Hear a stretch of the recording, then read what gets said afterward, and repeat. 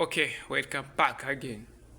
So leo tuende tukaangalie somo moja ambapo inaitwa testing of protective conductor. So hapa tutaenda kuangalia continuity test of protective conductor. Tutaenda kuangalia kuna namna kupata R1 na R2. So hii ni njia ambayo itakufanya wewe kujua kwenye system R1 plus R2. Kwenye testing kuna aina hiyo ya testing.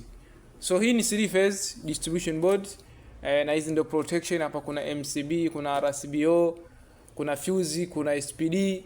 So hivi ni vifaa vyetu vilivyopo hapa, na leo tutaenda kuangalia unawezaje kupima kujua protective conductor. Je, R1 ni ngapi, R2 ni ngapi? R1 plus R2 ni moja ya test ambazo ni muhimu kuzijua.